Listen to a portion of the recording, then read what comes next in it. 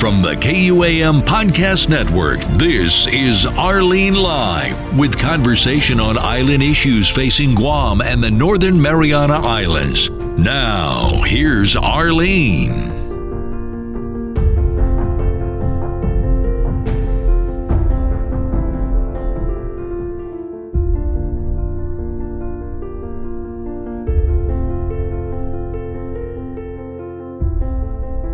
Today's date is March 22nd, 2019, and this is Rlene Live. I am going to be speaking this evening with Cecilia Kaipat Selepeo. I was sent up to Pagan in 2010 to interview people who had lived in Pagan and get a little history about Pagan. Cecilia has a distinction of perhaps being one of the few people born on Pagan. Yes. Could you tell us, please, when you were born? I was born on April 1st, 1970 in Pagan. My podcast is on April 1st. Yay! What a coincidence. The introduction was simply to establish that you had been born in Pagan, and here you go telling everybody that you were born on April 1st in Pagan. And in addition to that, and we will go back to the Pagan part of this, but my main purpose for interviewing you tonight is to give the listeners an idea of what it was like to be on the canoe that went down to Sarawak. Did you know that you had relatives down where you were traveling? So can you decide where you want to start from? Perhaps the opportunity to be on the Okeanos? I was invited on Okeanos by one of our master navigators named Cecilia. He is from Satawan. And knowing that I have also some experiences in cooking, I basically became the cook for everyone. But with long voyages taking, of course, we were split into groups so that we don't tire out from the long sails. I do make sure that whoever is in the kitchen does the right way of cooking and to make sure that we are safe with what we are eating. Our kitchen on the canoe is small, so basically you can only have one person working in there. So I'm mostly at their side, just observing and making sure that we also have a safety environment in the galley. And from there I get to also learn how to navigate and hold the hoy and listen to our navigators as they talk about the wind and, the sun and just basically what you look out for when you're out there in the sea. Okay. It isn't common for women to be navigators. It's actually a very male-centric tradition, isn't it? I grew up believing that navigating or being on the canoe belongs to the men. And one day I was talking to cousin Tony. He is the son of Papa Mao. And I, told him my interest about wanting to be on a canoe, and I don't think it's right because I was a lady. And he looked at me and he said, just so you know, you came, your family are navigators, and navigating or navigation started from female, and it get passed down to the men. So do not be afraid to go out there, and do not be afraid to sail because it's in you. And so picking up that story and knowing that it came from Tony kind of gives me that strength to want to pursue and become a crew for the Okeanos Marianas. You said your cousin Tony. Are you related to Mao? Yes, he is my uncle. Okay, can you explain how?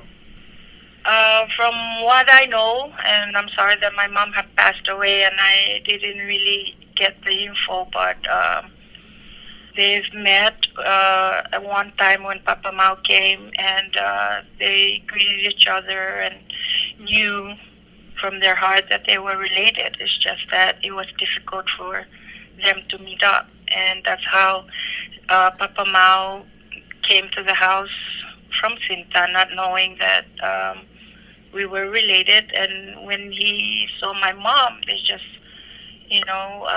hugged each other, and they were in tears, saying that it's been a while that they've seen each other, and that's how we learned from them that they were related. Wow, that is wonderful.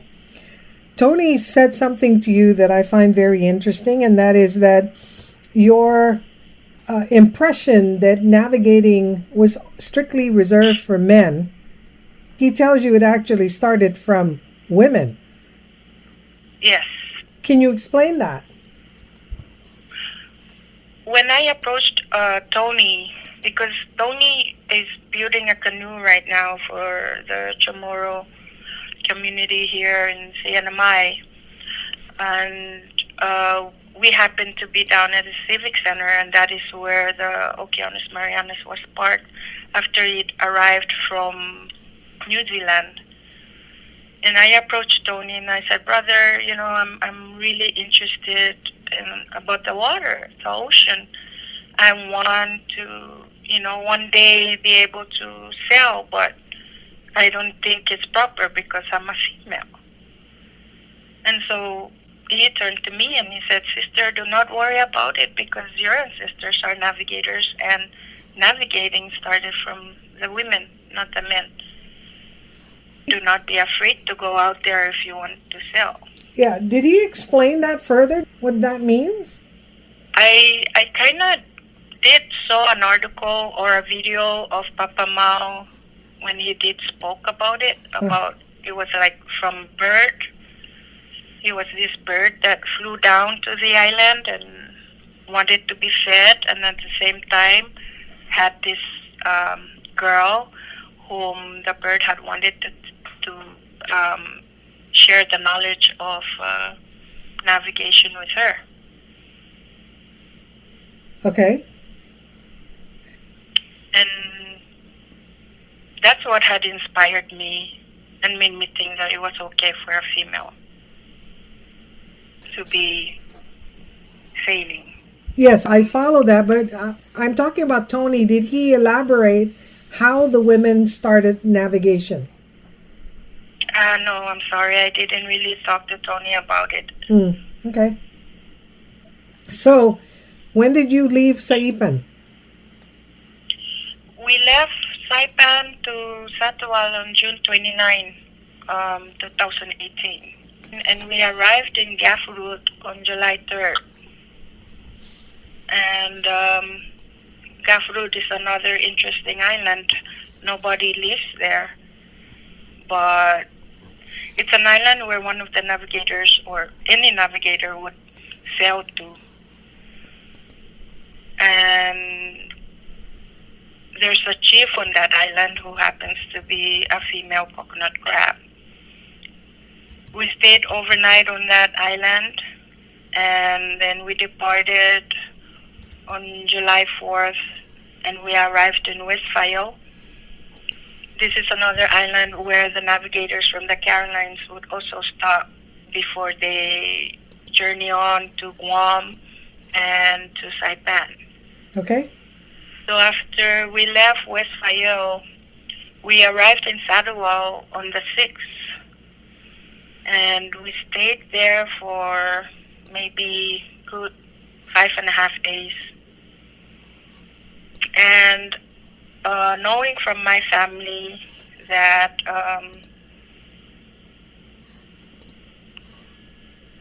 out of one of the clans, I can only remember the clan named Mungolofash.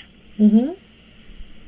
And so when I got down to Sadawal, I asked around if there are clans there for Mongolofash, and I was directed to one of the houses, and I met those families in Satawal. So you found family? Yes, that were from the same clan. So then we departed Satawal and continued on, and we arrived in Polowat. And in Polowat, that's where some of the crew that we were together were given the po. And very interesting, because we had one female from Polowat who also received the po. And who is she? And I wish I had her name, but I didn't, get her name. Okay. Why was she given the pole? She had mastered navigating. Under whose tutelage or leadership? You know what, because it was something that I hadn't really expect to witness. Uh-huh. I didn't really get all those info. Okay, no problem. So I'm kind of clueless on that, much on that part. How about your reaction? Were you surprised? I was surprised, and at the same time I was excited. Mm-hmm. Because it was first time for me to see a female, getting a po. It kind of put, Tony's story together with my witnessing a female getting it. Right. Making me, want to continue to pursue that belief so that I can, be good at those things so that I can pass it down to the next generation. So, is it your goal to become a po? Not right now. Yeah. It's interesting to know that we can, as women, Right. that we can receive po. It's one of the most highest positions to be given to navigators. Let's go back just a little bit. You left Saipan, and then you went from Saipan straight to where? Grapefruit. Grapefruit. Okay. So Grapefruit is east of Yap. Yes. Almost directly east of Yap. And I believe it would be the first island you will encounter as you head down to Sarawak. Passing Guam. Right. Because Sarawal is all the way over to the east of that, right? Yes. Yeah. Now, you said earlier that nobody lives on Grapefruit, but that on Grapefruit there is a chief, and it's a crab. Yes, a coconut crab chief. What is the story about that?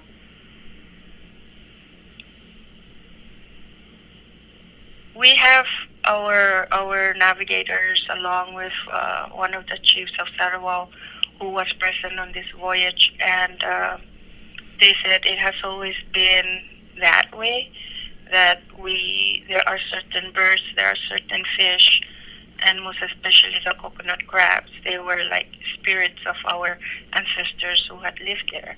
I see. And so we have navigators who would go there and ask and pray for guidance. So then the stop, are you saying? Start sailing. Yeah. So are you saying that the stop at Grapefruit is a spiritual stop? Yes. Okay. All right. Is there anything else on Grapefruit and West Fayel. West Fayel? Okay, that's southwest, or again southeast of Grapefruit. And Yes.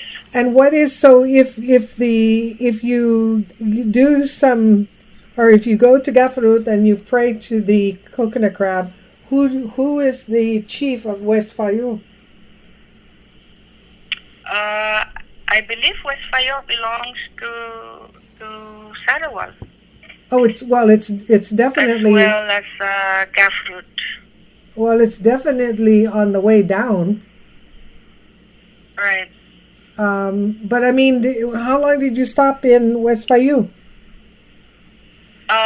Just a couple hours we were in West Fayo. In Grapefruit, we stayed overnight.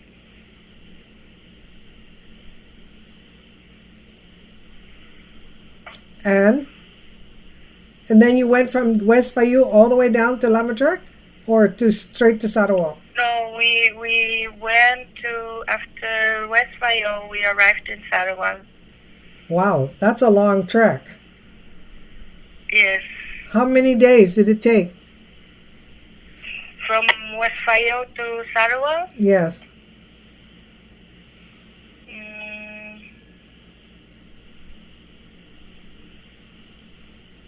I think a day and a half. Okay.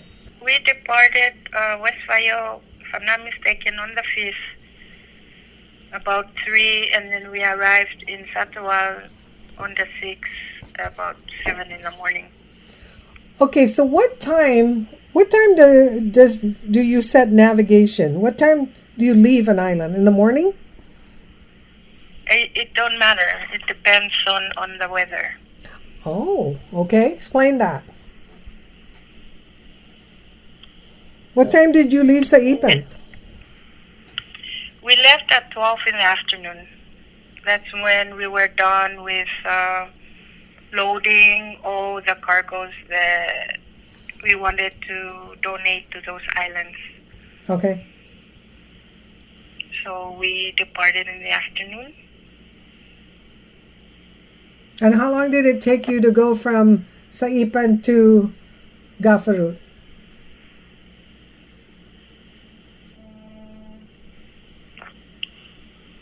We left Saipan on June 29 and we arrived in Grapefruit on the 3rd at 4:30 in the morning. 7:30, okay. Then we departed Grapefruit on the 4th at about 11 in the morning. Okay. We arrived in West Fayo on July 5th about 7 in the morning, and we departed around 3 on the 5th, same day. Then we arrived in Satawal on the 6th at 7 in the morning. I'm surprised that it took a day to get from Grapefruit to West Fayo. We had the wind in our favor. There was like a storm brewing not very far from the Caroline Islands, so that also helped with ourselves. Okay. When you left Saipan and you're heading down to Grapefruit, what were the seas like? It was rough. Hmm. The seas were rough. The wind was strong. And we have a onshore captain, Gordon Marciano, so we would update him and the rest of the foundation every 12 hours of our location and, just how strong the wind is. And he would also inform us of the weather, how it's like when he gets the information. So we were able to communicate with Gordon and the rest of the foundation. Okay. Sil, did you ever ask yourself when you were out in the ocean, what am I doing here? Did I make a mistake? Did you ever second guess being out there? I never did. I never second guess, and that's what's so interesting about it. It seemed like I belong out there. It seemed like I knew what's going to happen when I'm out there. I constantly pray to our ancestors for guidance. And I also try to listen carefully to the elders who were with us. And I try to grasp also the knowledge of what they have. And sometimes instincts do kick in, meaning there comes a time when the ocean would be rough and I would be nervous about it, and I would, look out to the horizon and I would pray and ask guidance from our ancestors. And there comes a time when I would say, all right, so if you are helping, can you at least make me see a dolphin? And maybe, 2 hours into our journey, I would see the dolphin. And it's not just me, it's also the rest of the crew. And like I said, when we do see things like that, it just inspires us to move on and continue to have that belief that we have our ancestors who are really guiding us out there. Because when you're out there, you don't know what's going to happen. But with the managers who are here, and one of the things that I will always remember in what they'll say is, do not worry when you're going to get to that place. You will get there when you get there. So once you're out in the water, even if you might think you have problems at home, they shouldn't be part of that journey. Because when you're out in that water, you need your spiritual strength to always be with you with an open mind, so that if anything ever happened, at least you have an open mind and you are alert. So when you're out there in that water, your mind should be as clear as the water. So in other words, what you're saying is that you have to focus. Yes, you'll always have to focus. It's very different when you're out on land and when you're at sea. There's no communication then except for your captain on shore, correct? Yes. We do, in case of emergency, we have radio that we can contact the Coast Guard. But on journeys like this, our master navigators would always try to have us sail without using compass or whatever. I guess what I'm saying is you don't have contact with family. No contact at all. That ensures that you focus on the journey, correct? Yes. This is Arlene Live, and we've got more coming up in just a moment. Now, I know you're a Catholic. How does this, you talk about praying, you talk about spirituality, and you talk about praying to your ancestors. Where does your Catholic faith play into this? Before we sail, we have to make sure that we pray. And we pray to our God. He has the strength and the will to make things happen for us. And at the same time, we also have the belief that our ancestors are there with us too. Because if it wasn't for God, their knowledge, our ancestors' knowledge also in navigation, would not be passed down to us. In our prayers, our God is always also there with our ancestors. Why did you chuckle when I asked you that question? Because we're not in the same religion, but yet we tend to understand each other. That is so sweet.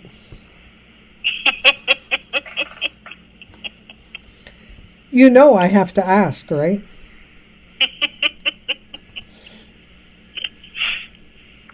I need to make sense of it, and I know that listeners will need to make sense of it, because it sounds like what you're saying is almost like you put your Catholicism on hold And when you're in the water, you only pray for the guidance of ancestors that came before you. However, what I hear you saying, and correct me if I'm wrong, what I hear you saying is that you pray to your God for the safe journey, but in the same respectful way, you are also tapping into the knowledge that your ancestors have passed down through the generations to guide you, and you look for things in that guidance. Is that correct? Yes, because like I said, those guidance also are given to us by the Lord. From your ancestors' experiences, correct? Yes. So when you're out on this canoe, I am almost certain that for a big part of your journey, there's a lot of meditative time. Is that correct? True. What do you think about? When I'm out there, I think about my parents, and I think about how it's like out here in this, in the open water. What are we going to expect? But just the thought of wanting to go to these other islands to meet families that we grew up not knowing, but at the same time knowing that they are from Caroline Islands, and knowing that my ancestors were from Caroline Islands too. That was what I was passionate about also on this trip, is will I be able to find family members on those islands. And did you? In Satawal, as I asked the chief of Satawal, do I have family members here from Mongolfash? And he pointed out one of the houses there, and he said, yes, you do have family members here. I didn't stay long enough on land because I had to go back to the canoe to do what we say anchor watch. So I was able to meet only one family member of the Mongolfash. What is Mongolofash? Is that your family's name? It's a clan. Okay. It's one of the Rafalawash clans. And I have a few, but I can only remember this one. What is the definition of Rafalawash?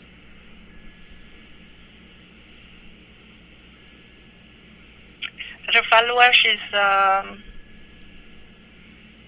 people of the land.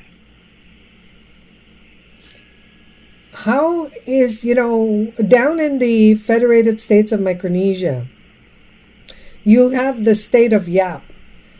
Satawal is one of the southeastern states of Yap before the state of Chuk divides out, right? Yes, correct. Okay, so it's the furthest southeast state of the Yap Islands. And so are your ancestors from Satawal? Very, very interesting question, because looking back, I realized that with my ancestors, they all came from different places. I've come to learn that Satawal is where also my ancestors are from. Lamutrek is another island where my ancestors are from. Elato is another place where my ancestors are from.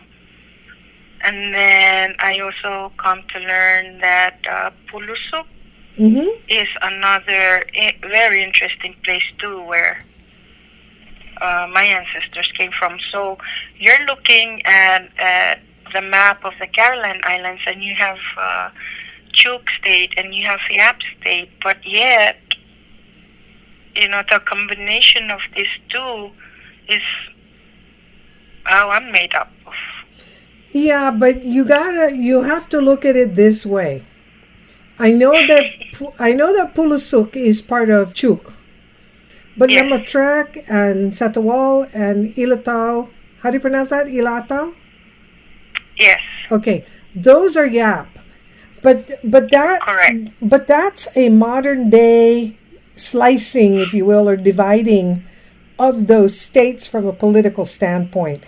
In the Yes. in the past, because the location of these islands, and many of them atoll islands, are so close together, they were not divided out in a political state designation because of, for status.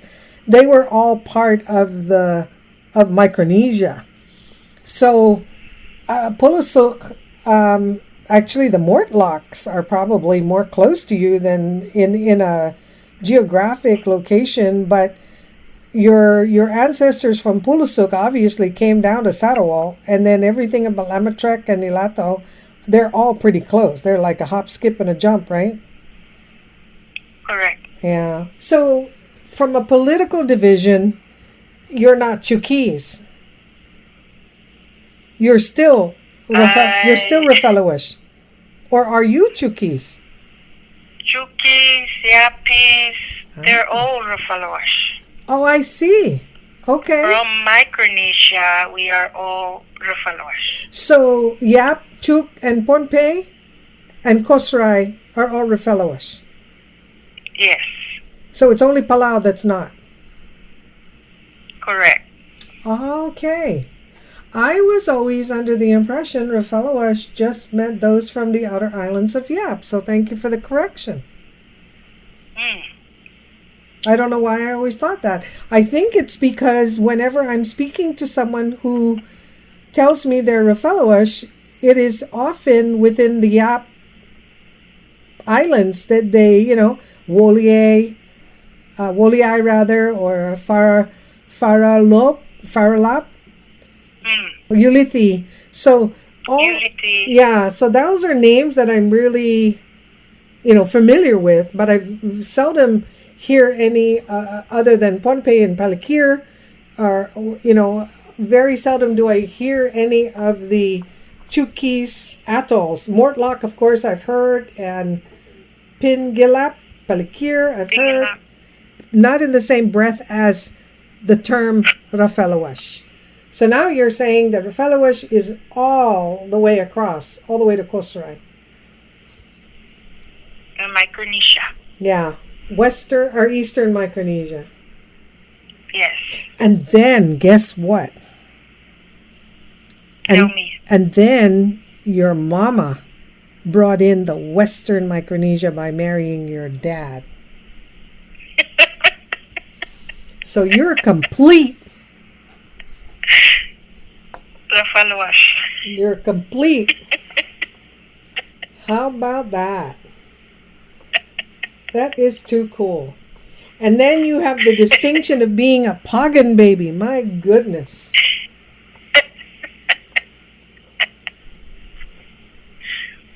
Oh my. What an interesting journey, huh? Very interesting journey.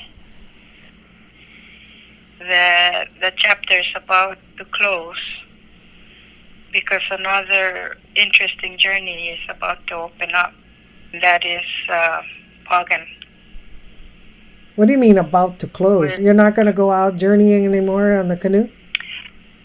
The canoe, unfortunately, in December, the foundation had told us that they will come in and take the canoe away because we were not making enough money. And, we kind of got confused because we always believed that having that canoe here was one way of teaching those of us Rafalawash who had wanted to trace our roots and wanting to learn the ways of navigating. and they wanted to give it to Chuk because they felt that those islands really needed their transportation more than we here in the CNMI. I see. What would Chug use it for? Transportation among their islands? Yes. Oh, okay. But they already have one in Marshall. They already have one in Pohnpei. They're working on. They probably finished one already for Yap, and they should be working on another one for Palau. For Palau? Oh, okay. Because it also has a very far-reaching island thing, right? Yes. Okay. So that's gonna abandon the CNMI? Yes. How do you feel about that? I felt sad about it because in the beginning we had the belief that it would be one of the best transportation for the Northern Island residents. Yes, of course. And it is sad that it is no longer operating here in the CNMI.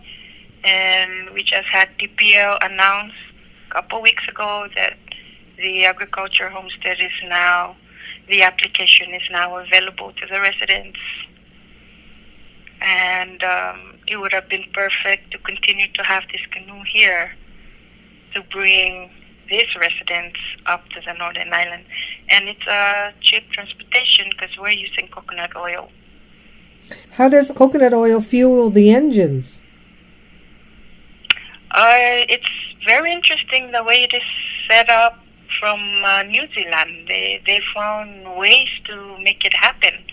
So we use, I forgot, Okay. what was the other fuel that we use. We use it for 8 minutes to warm up the engine, and then from there we switch it off, and then we use the coconut oil. You prime the engines with something else, and then you use coconut oil to fuel. Yes, until we find the right wind that can push us forward, and then we will turn off the engine and just use the wind for sails. Of course. To sail. Now you said something about this chapter is going to close, and then another chapter is opening. What do you mean by that? Oh, we have the Okeanos, and I always believe that we will still have more years into it, that I would be given the opportunity to learn more and be able to understand our ways of navigating.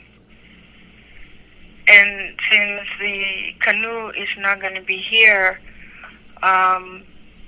it kind of gave me a different approach in life when I have this application for agriculture in Pagan. And so my attention had now focused on getting a property in Pagan.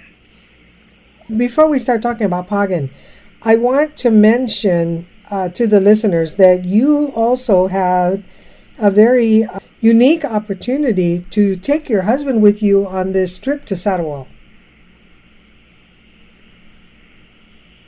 Yes, we have, like I said, with our master navigator, Cecilio, he was the one that invited David to join us on this adventure.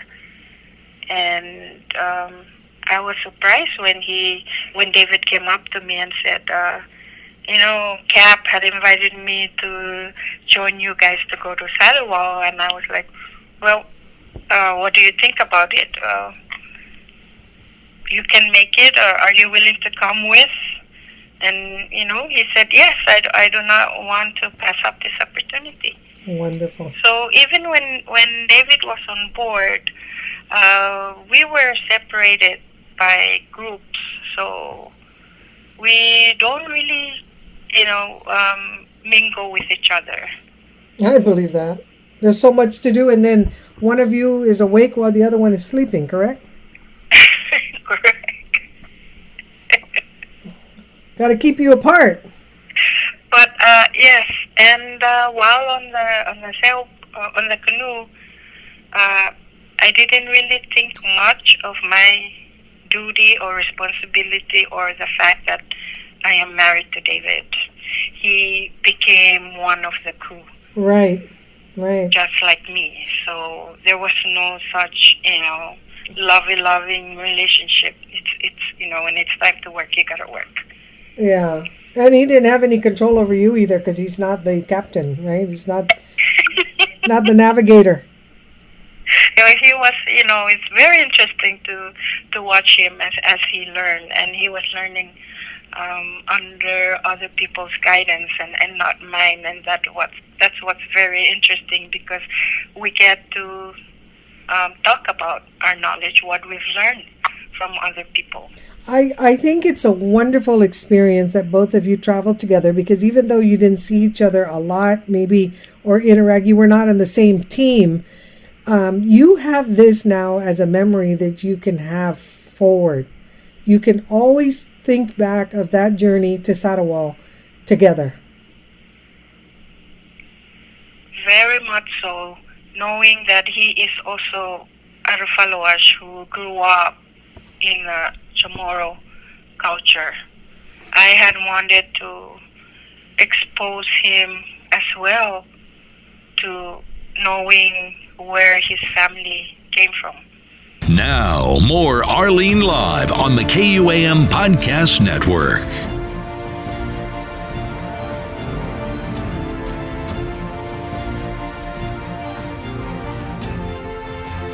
You're like me. You like to hang off the side of the cliff, and you like that excitement. But David is a different animal. So for him to take that stretch, I was impressed to find out he was going.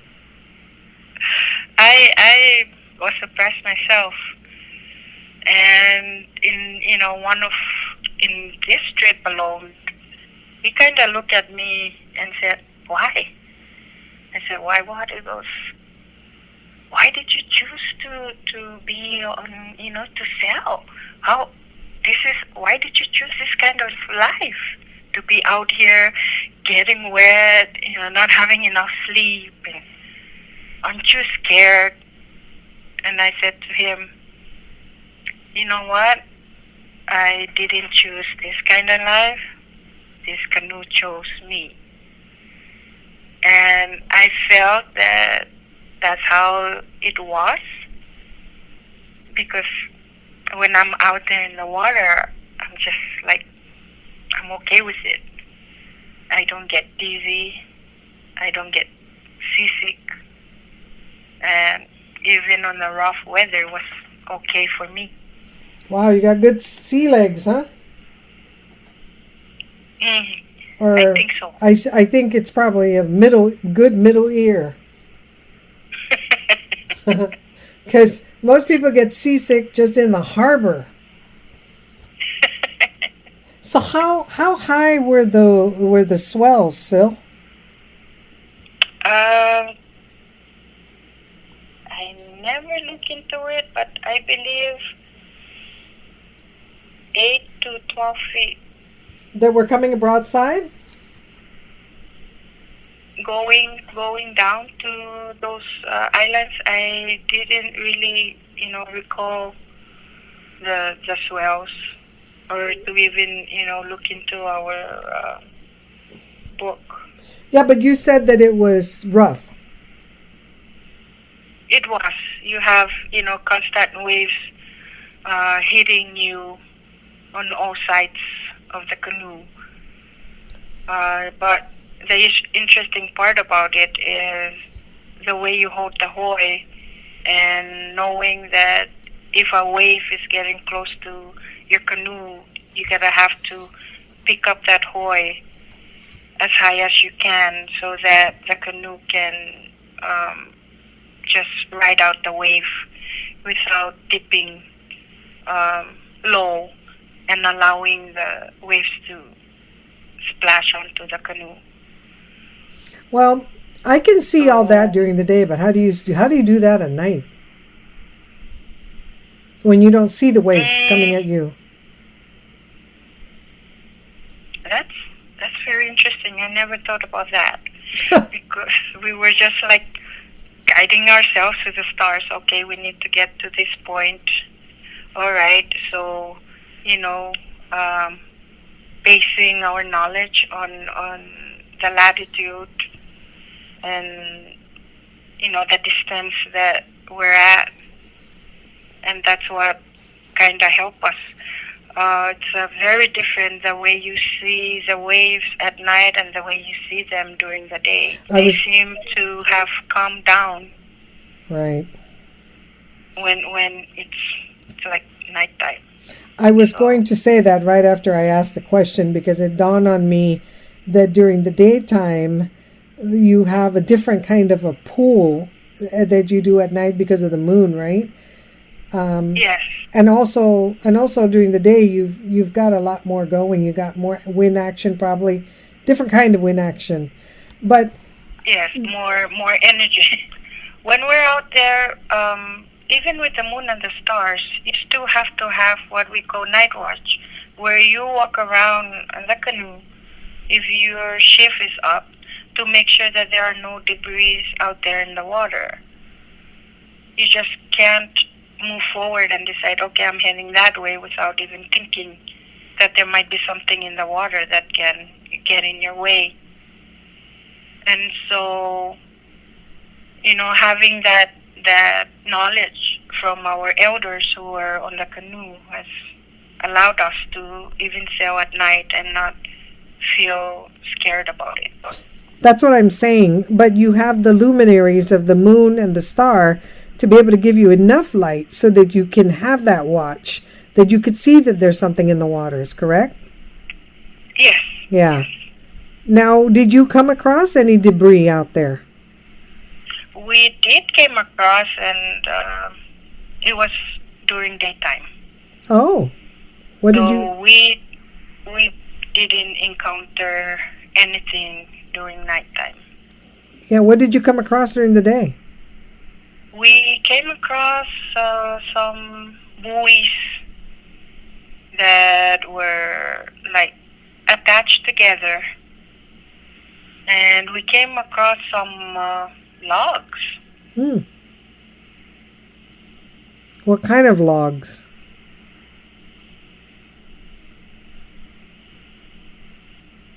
How do we describe logs? Well, I mean, or just logs that we use for building houses, yeah? Are they, so they're not driftwood? They're not trees? No, these are made already. Okay. For what you can use for building a house. It's more of like a telephone pole log. Oh, really? Okay. Just one though. And a long one? Was it black? I believe so. Okay. So it must have drifted or fallen off something, huh? I would assume, yes. Interesting. Did you encounter anything during your night watch? No, I didn't. Okay. Did you see a lot of jellyfish on the water? No. Okay. There was no jellyfish in the water. Any whales? But on our way back, we did. You saw whales on the way back? Yes. What kind? I never looked into it. Okay. They never surfaced. Oh, you could just see them blowing the... breathing, rather? No, you can see them in swimming fast, close to the canoe, and then they'll disappear only for you to see them again. Like I said, our elders, they were the one pointing them out and said those are whales. So oh, okay. We were seeing them, getting close to us, and then, disappearing, and then they'll show up again. Okay. They were huge. When you saw them, about where did you see the whales on the way back? This is after we left Pulusuk. So I would assume probably 2 to 3 days into our journey of coming back. You went from Pulusuk to where? Pulusuk is our last destination before we returned and came to Tinian. We overnight in Tinian and then left the next day to Saipan. So you went from Pulusuk to Tinian? Yes. Wow. How long did that take? We left Pulusuk on the 18th and we arrived in Tinian on the 23rd. Okay. Why did you go to Tinian? It was always one of the stops that we would make when we journey, and it was also for the fact that Tinian were celebrating their anniversary when the people of Yap arrived in Tinian. It's almost the same days it took when we departed Saipan to Grapefruit. Oh, okay. Which is weird because Grapefruit is more northerly and more easterly than Pulusuk. Pulusuk is further down to the west. Yes. Yes. So what, did you have good wind coming back that pushed you? Yes. Okay. We have a good wind, and the energy was on the canoe with everybody on board was awesome. So time passes, and Yeah. we got there when we got there. Let's talk a little bit about the chemistry going down and back. Was the chemistry coming back better than going down among the crew? We had new members on board. Some of them arrived one of them arrived in Sarawak, and we have one who arrived from Hawaii and two from the mainland. So being on board with them, they do have knowledge of sailing, but we don't know them personally. So going down to Satawal and these other islands brings you closer to them, and with their experiences and with their knowledge, they were willing to share them with us because we are also new. Brought us together as a family. How did they catch up with you? They flew in Okay. on the plane and met us here in Saipan, and we all journeyed out from Saipan. Oh, so you were together going out. Yes. Nobody got on board down there coming back. Except for Tatalino, who went down to Satawal on Remedy. And on his way back, Tatalino joined our crew, and he also became a crew on Okeanos. He was in Sarawak? He was part of leaving Saipan, but the same day we left, they were also bringing cargoes down to Satawal on a sailboat that belongs to our master navigator, Cecilia. Remedy dropped him off at Sarawak, and then he joined yours, the Okeanos, and came back. Yes. Okay. Are you related to So Lino the Olipai? crew, Tatalino Olipai is also relative of my mother. Okay, so is he an uncle to you? Yes, he's my uncle. Okay. I saw him when he departed Remedy to go on land, Oh, that's right. Okay. and that was it until we were departing Satawal when I saw Tatalino got on board to join us on the next adventure. Going home. Okay. Would you do it again? Absolutely. And then take me for a ride afterward through something like this. I don't think I would Yep. like to navigate like that. I have no desire to be out in the open ocean like that. I thought I was an adventurer. You're much more. Quite very interesting. You're not the only one whom I've heard about feeling that way. But if we are to have this canoe and be able to sail, you're gonna change your mind just like David changing his mind. How he felt. One of the things that I will not forget on this journey, after leaving Polowat, we arrived in Pulusok. And in Pulusok, before the crew got down, we have enough crew under my husband's last name. And they were excited to get down because they have family members there in Pulusok. Mm-hmm. And I was staying back for anchor watch, and I have Leo and Andrea with me. David decided not to go in because of the fact that I wasn't getting down, but I told him, you gotta go. You have family members here. That should be very exciting. I'm excited for you. Go and meet your family.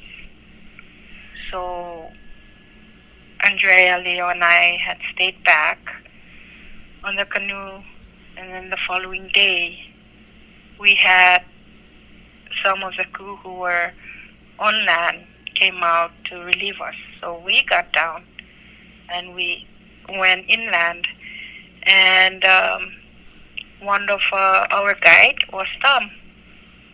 I'm sorry that I didn't get his last name, but he took us to his home where there was already food being prepared. That morning they had mass, and so they knew that we were coming in, so they had this food all prepared for us arriving. And while we were eating, I happened to turn to Tom and said, "Hey Tom, I am from this clan called Mongolfash, and I was just wondering if I have family members here under that name." And to my surprise, Tom said, "You know what, I will walk you around the village because you do have a lot of family members that came from that clan." Hmm. So when Tom had mentioned that, I was excited, but at the same time, I felt like, oh my God, really? I have families member here, and there's a lot of them on this island. Wow, it's quite amazing. And being with Andrea, she was like, "Sil, wherever you go, I'm gonna go with you." And I said, "Please do, because it's just you and me here." Oh, the men had went to the men's house, and we have Tom who's guiding us on this island. So yeah, let's journey on together. What did you do with Leo? And so Leo disappeared and went and joined the men Oh, okay. after we had our food, our lunch. And so Andrea and I, happened to just hang out together when Tom came by and said, "Okay, Sil, let's go." And the first person I met, his name was Jack. And being introduced to Jack, with Jack's smile, I said to Tom, "Jack has my father's smile." And Tom said, "He's a Mongolfash." Hmm. And I'm like, wow, very, very interesting. Hmm. And so after, we say hi and greet each other, Tom said, "Okay, let's go, and I'm going to show you the other places." So while we're walking to the south side, he pointed out one of the men's house because there were, some men houses along the path close to the beach side. And he said, Sil, this men's house here also belongs to your clan. And there was nobody in there. But just the thought to know that you have, families there, I was like, oh, my goodness, wow. Mm-hmm. And we continued to walk, and we've met, we've stopped by at some of the houses, and Tom is introducing them to me, and it's quite very interesting because of the language. The language that they speak in those places is not the same as the language that we, the followers here in Saipan, speak. The conversation continues now on the KUAM Podcast Network with Arlene Live.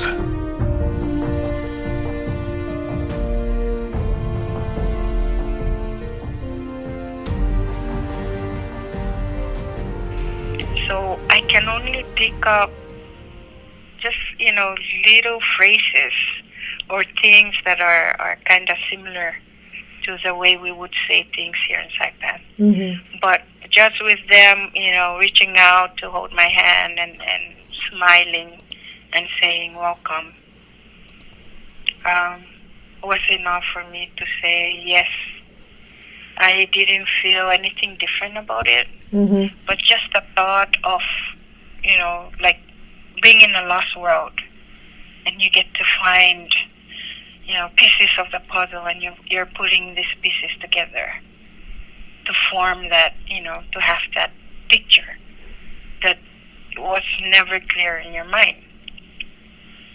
And after the tour, Andrea and I returned to this house or men's house that had housed one of their canoes, and we happened to be sitting there talking about and describing how the boot is built, and we were like, okay, so this part here, the leaves are made out of pandanus, and this part here, the leaves are made out of coconut leaves. And then Tom walked in and said, Sil, you are being summoned to come to this men's house here. And I'm like, oh, okay, Tom, I don't think that's a good idea. Growing up, I've come to understand and learn that women are not allowed to enter the men's house. But, Tom just said with a smile, it is okay because you are invited. Mm. So being nervous, being scared, I followed Tom. Andrea and I followed Tom. And we walked into this men's house, and this men's house is where all the crew from Okeanos and the men of that island had gathered in there, mostly to talk among each other and also to receive the faluba. And when I walked in, there was this elderly man who sat there and had motioned for me to sit not far from him.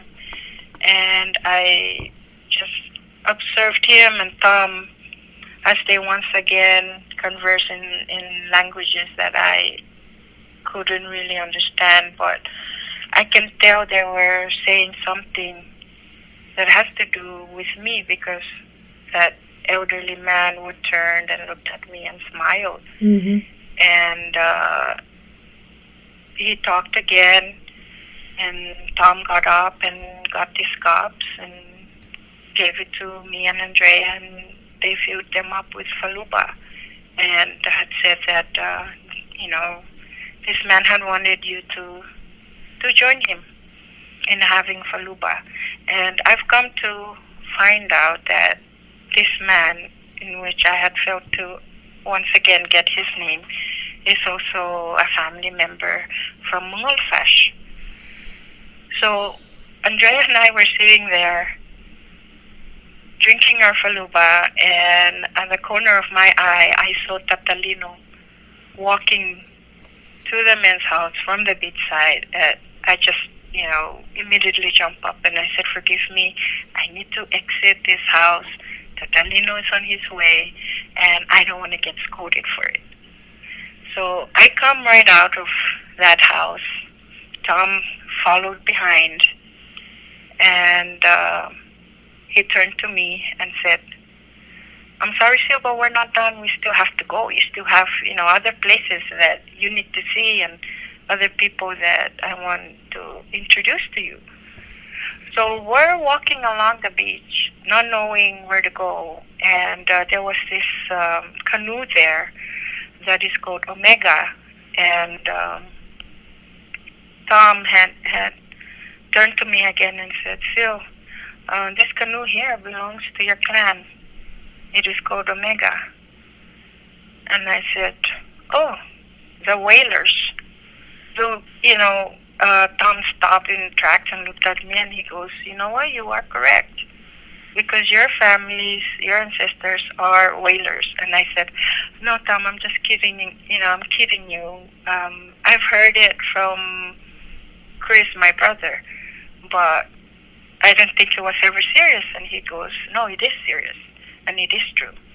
Your family members are whalers." So with that thought, I kind of felt lost because it was something that was new to me that I don't know how to go about to seek information to learn more about it. Mm-hmm. To learn more about the fact that, that's something new that I had discovered about my ancestors. That you're a whaler? You're a descendant of a whaler? Yes. And so while we continued to walk, Tom again turned to me and he goes, "You know what's very interesting, Sil?" And I said, "What?"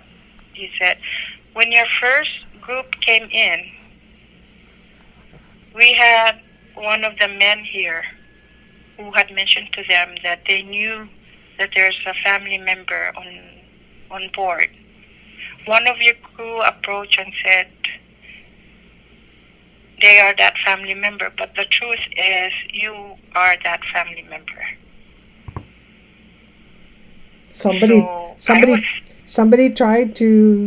thought they were the one they were talking about? Yes. Okay. Because of the excitement that, they have family members there too. I see.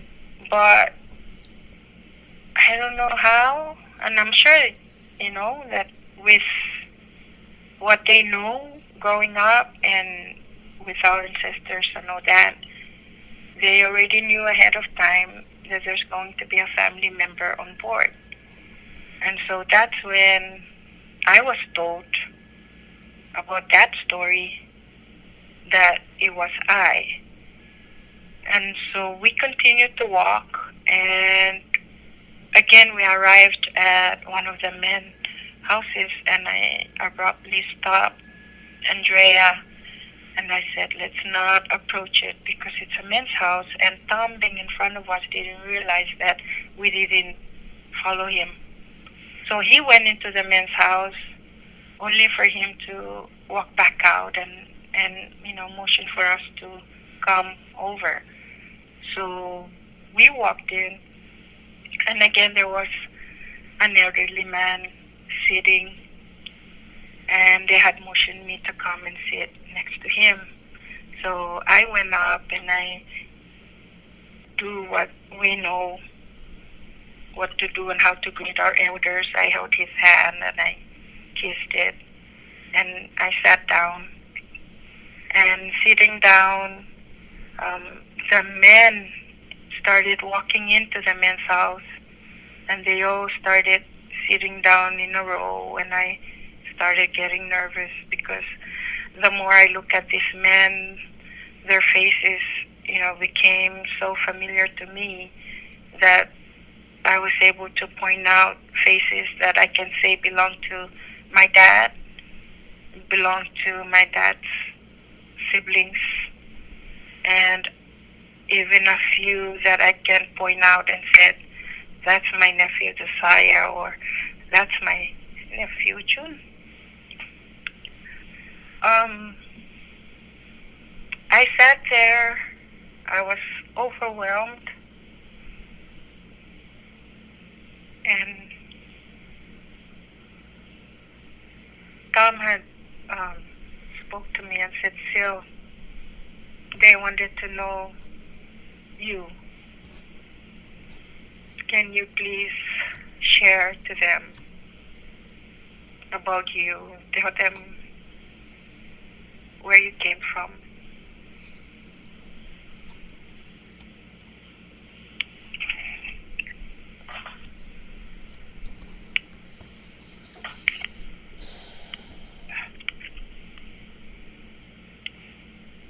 At that moment, I felt like I didn't need to speak. Mm. Their faces was just enough Mm. for me to know that they were family members. But I spoke. I told them who I am. I told them where I was born. I spoke about my father, spoke about my mother. And looking out to the crowd, they were in tears. Those men were in tears. Mm. I got to meet Moses. I got to meet Noah.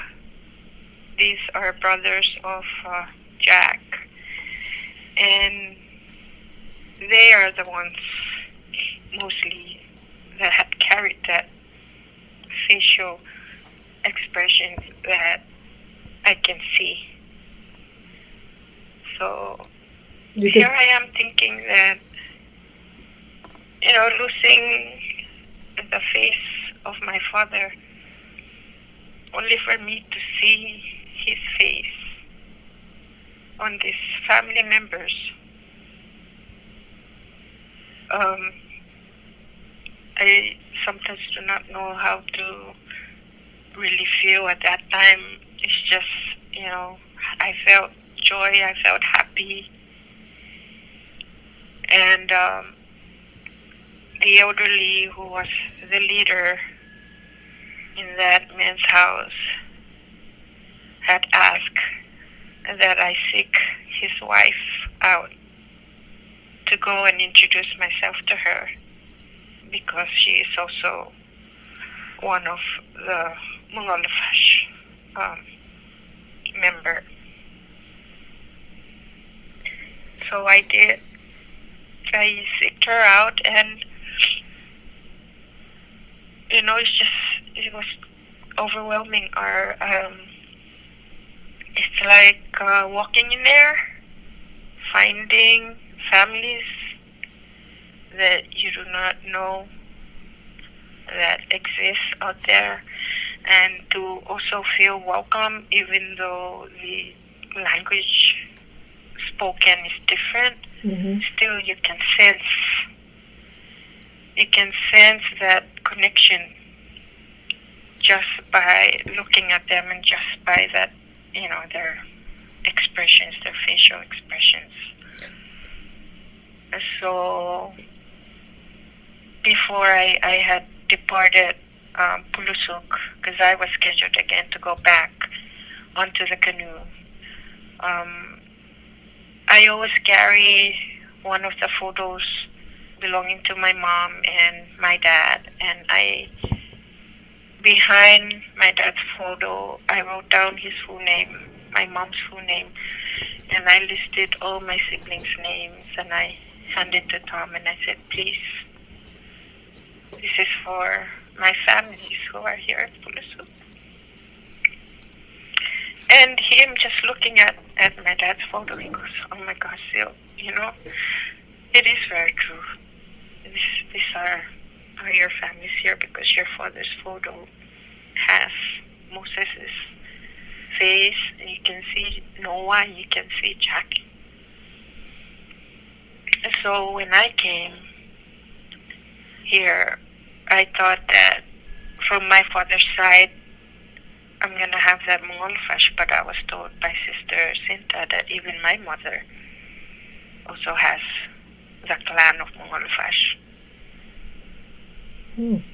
And so I left with a special gift from that island. I saw an orange buoy that I had liked, and I, said to Tom, can you make sure that I get to take that buoy home with me before I leave? And he said, sure.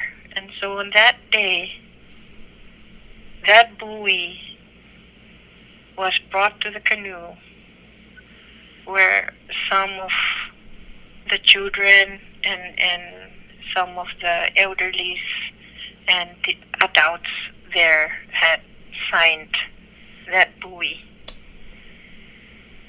And so that buoy is covered with names and signatures of people whom I've come to meet on that island.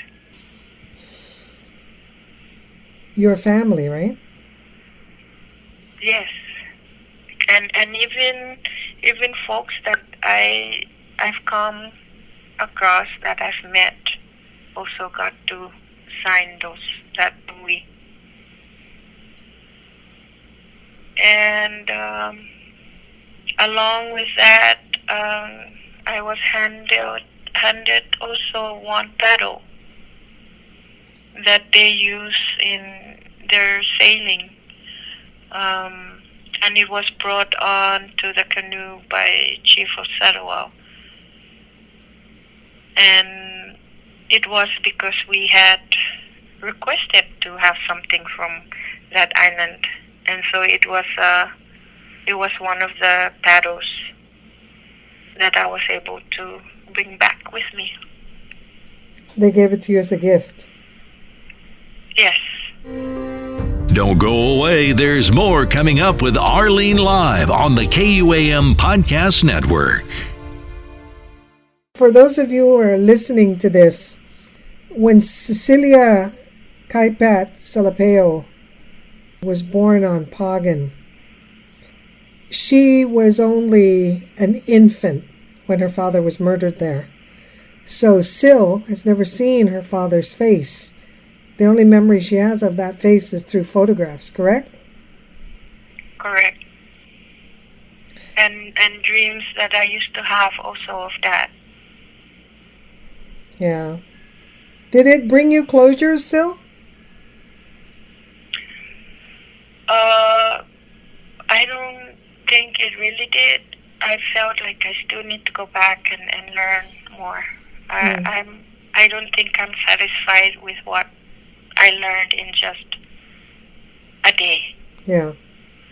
Now, explain something to me. When you were in the men's house, which you clearly were invited to be in by the chiefs or the men in that canoe house, in the men's house, when you saw Leo, why did you think that Leo was going to scold you for being in there? Catalino, because that's always our tradition. The women are not allowed to enter the men's house unless you are invited. And growing up in the Western world, those were my first experiences to be at a men's house. Even when we were in Sarawak, I wanted to speak to David, but I wasn't allowed to even go near the men's house. I had to write a note and give it to a young kid to bring it to David, because even the ladies there in Satwal were not allowed to enter or go near the men's house. And that was the only way I can communicate with David, was sending notes to him, and him coming out, leaving the men's house, to come to where I was at, just so he and I can communicate. So to be invited into this men's house, like I said, it was the first time for me, and I wasn't sure if it was okay. But I do know that Catalino is well aware and is very, very knowledgeable about our culture, that I had feared that he would, of course say, how dare you to enter the men's house when you're a lady? But I got to find out that the only way that ladies can enter the men's house is by invitation only. So did you tell Catalina, did you tell Oli Pai that you, in reaction to seeing him, you ran out even though you were invited in? I never did. Okay. Or I was just thinking more of, the respect. Mm-hmm. And just thinking about, oh my goodness, I'm going to get scolded by Catalino.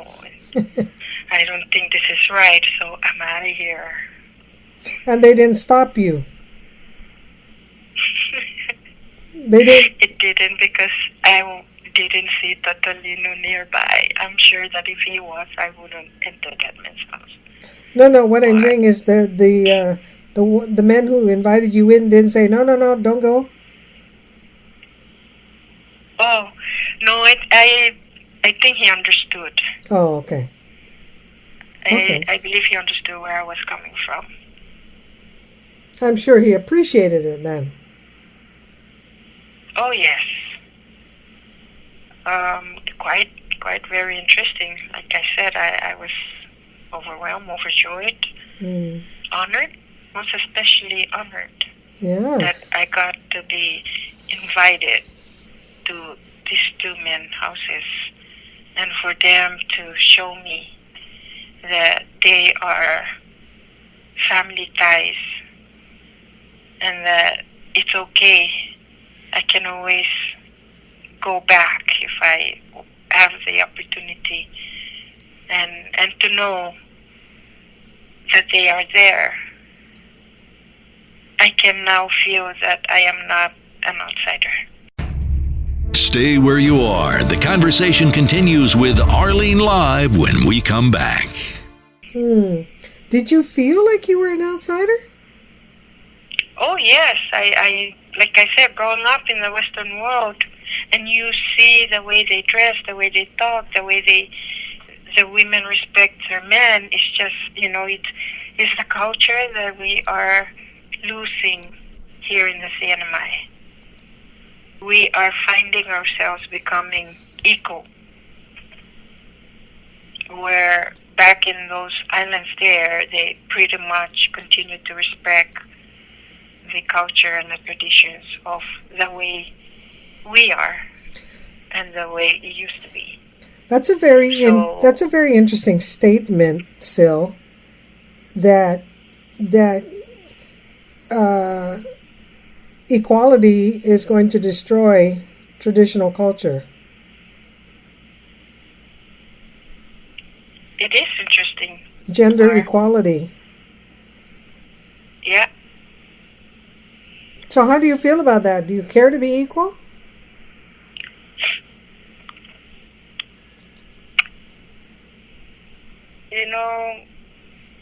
That's quite very interesting, because I'm the kind of person who thirsts for knowledge. And it doesn't matter if the knowledge is from the man or the knowledge is from the woman, as long as I gain out of that knowledge, that I gain skills out of that knowledge. I do not compete. I hate to compete with anybody. And I hate to think that I am better than anybody.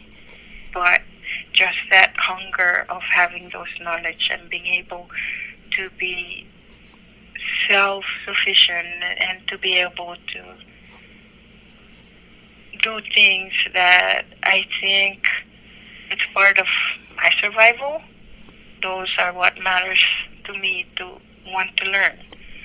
So, like I said, growing up in the Western world, we are slowly beginning to lose the culture of knowing where the men stand and where the women stand.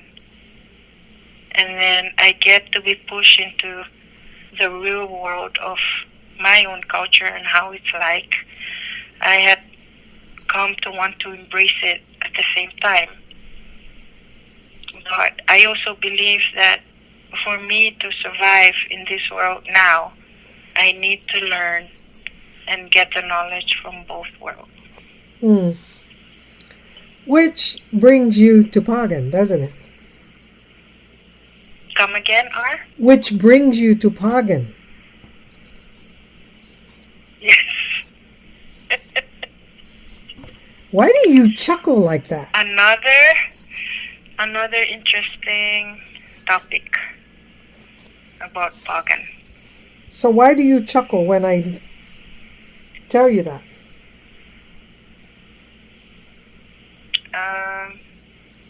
I guess because we're changing the topics, we're moving to another topic, and Pagan is always an interesting topic to talk about, and that's what I've been concentrating on for the past few weeks.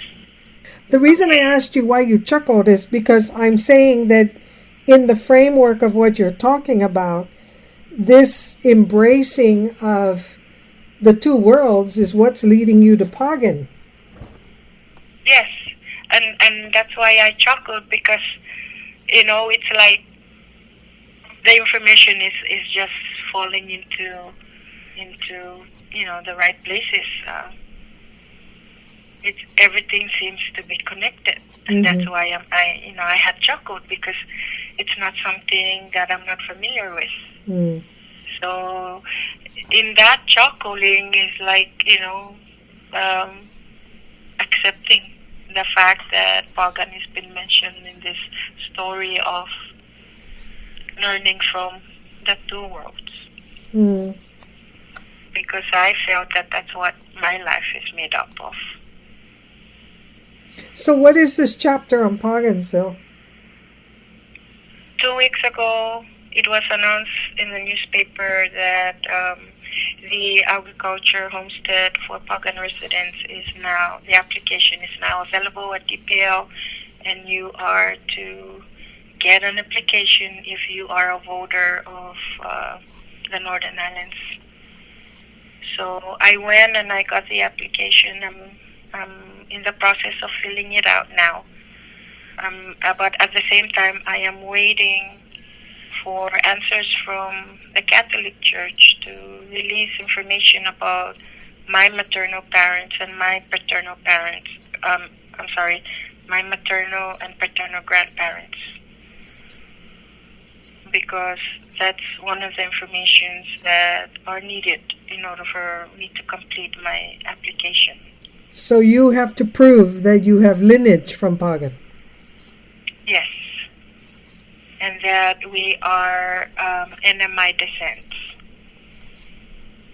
Where were your paternal grandparents born? My paternal grandparents are born in Guam and Saipan. My maternal grandparents are born in Saipan. Okay. So who's the one that was born in Guam? Kaipat? Borja.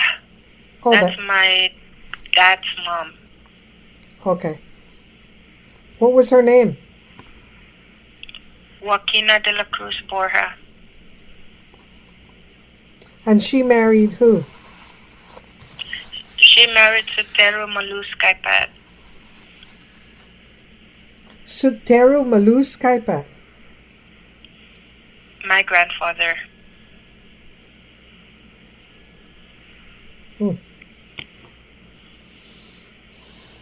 So you requested copies of their birth certificate, and that's what you need for the application? Yes, and I haven't been able to retrieve them yet. Okay. So while I was waiting on these documents that I need, Daddy Coleman happened to send me a flyer about Breadfruit workshop that they were going to conduct here, and I wrote back to her and said, thank you very much, I am very interested, about breadfruits because while thinking about the agriculture homestead in Pagan, my mind continued also to try and feed me information on what trees I would need to grow on the island. And so I was able to attend those workshops yesterday and today. How many hours? We started at 8:30 and finished at 4:30. There were also demonstrations on how to make three food out of the breadfruit. Okay. What did they make? They made breadfruit pudding. Ooh. Very, very interesting menu. I'm going to have to send you the recipe Okay. on email. They had two more that they made, and I wrote them down, but I don't have them with me right now. And because their names were in Hawaiian language, I did not retain that information Okay. in my mind. No problem. No problem. So, between the two of us, you know that I am not a cook. And what's wrong with that? And the likelihood that the breadfruit that you're going to give to me is just going to sit on the table and rot. So... Oh, absolutely not. I don't think so. I have a better idea. I'm going to be up there on the 28th of this month, of March. And this episode is going to run on April 1st. So if you get your hands on some of the recipes, maybe we can eat it together. Okay. I wrote them down. I just did not get the proper names for them, but I think I can make them. Well, we can try. They're very simple. They're a very simple menu. We just gotta find the breadfruits. Oh, is it breadfruit season up there now? I've seen them, but they're still young. Oh. And we still need to go out and look for the ripe ones, because one of them, the pudding, you have to have your breadfruit be ripe. It sounds wonderful. And I want to try also the on land, what they call on land, where you don't have to dig anything. Oh, okay. But you just have the rocks be heated up and use it while you cover them with taro leaves and banana leaves. So hopefully when you do arrive there, we will have time to do that. I'm the keynote for the 6th annual CNMI Women's Summit on the 29th. Nice. Yeah, I've been invited to do this. So I get in on the 28th. The summit is on the 29th. I go birding on the 30th, and then I return to Guam on the 31st. So we need birding. Yeah. I cannot be in the CNMI and not go birding. There's no way. As a matter of fact, I said to Leo, do you think I could come back on the 1st or the 31st? Because I really need one day to go birding. And of course he understood. He said, sure. So that's great, R. It's good to know that you're coming. Yeah, I'm always excited to go up there. You know that. Always, and I'm always excited to know also. Yeah. That you're coming. I called Cinta and told her that I'm going to be publishing her interview, and she said, okay. Is this about her beats? Her beat? Or is that another story? It's about Pagan. Oh. Yeah. Okay. Yeah. I mentioned to Leonard Iriarty that I was going to publish his interview too, right? And he said, the name Arlene Live is evocative. It when you hear it, it just does something to your heart, skips a beat. You know what I feel when I hear that? Honored to know her. Oh, you're so sweet. For real. You open up a lot of doors for me to look at it more towards a women perspective, that it's okay to be strong. Oh, absolutely. Who wants a weak woman? And it's okay to be independent and to follow your dreams. That's where I get my energy from and my strength, to know that I have someone whom I can look up to and say, yes, if I do have questions or barriers, I know I can reach out to Arlene and say, help, can you advise me on what to do? I think you're growing on your own, because I hear a contradiction in you, but I understand the contradiction. And the contradiction is this. You live, as you said, you live in a modern society, or an American influenced society. And that society encourages gender equality. It encourages women to be outspoken, to challenge, to be professional, to work, to get out of the house, and almost to the point where it looks at the values of staying home and raising children and taking care of your husband as a least important value. But then you go down to Sarawak, to your ancestral lands, and you go to Pulawat and you go to Polusuk, and you instantly throw all that modern value, all of it goes out the door, off the canoe. You are willing to shed it off in an instant for your traditional culture, your heritage. And that says a lot. And the fact that you're willing to go up and live in an island with an active volcano to do agricultural work, which is what brought your father up there to begin with, speaks again to that contradiction. Right? Very, very interesting seeing it at that point of view. Because I'm thinking that, what comes to mind? What is my belief? What do I feel?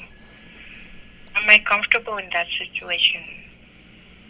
I think that's how I choose my path to walk through. And the fact that everything around me is so part of learning. And everything it seems to be going okay for me as far as wanting to learn about my ancestors, my culture, but at the same time, I am limited to resources that will allow me to continue in that, that adventure. So what's the pull? Because it seems to me that you will bail out in an instant if you could. It's always not by choice. Like I said, if we were to continue to learn to sail, that I will continue to be in that journey. Unfortunately, the canoe's been taken away. And we do not have canoes here that, we can continue. Although I can continue to be a student for Cecilia, another important matter in my life has come up that I felt I need to give and focus my attention on. Right. Well, I think it's cool. So is David going to go to Pagan? He's saying it that, hey, honey, we're going to Pagan, so we better start preparing. And then, like I said, even him being on the journey with me to Satwal, it's something different. And I know that the life in Pagan would be difficult to David, but for some reason I felt like it is important for me to establish myself in Pagan. Yeah. You're just going to have to figure a way to get me up there again. Oh, yes, absolutely. And one of the ways that I'm thinking is we need to fundraise for our fair and for our food. Then we go up there and spend 5 days up there with the women. And that would be good to introduce it on the summit. Oh. I tried to do that last year. I was invited. I went there. I was supposed to speak to the ladies. I even mentioned it also to our first lady. She was excited about it, and I said I wanted to share it with the women, to invite the women, because they are the power and the strength of our community, and I felt like if we are to bring them up, they can release their stress and come back and, have a clear mind and continue to be who they are, the leaders of our community. But I never had the chance to talk about my story or my experiences being up there, so it never materialized. Well, then maybe I can broach it a little bit. We'll see. Right on. Let's make it happen. Yeah, that would be very interesting. Very interesting. I think Bob will once again hold his breath while I venture on something else. My poor husband. Yeah, they are. Now, back to the conversation with Arlene Live.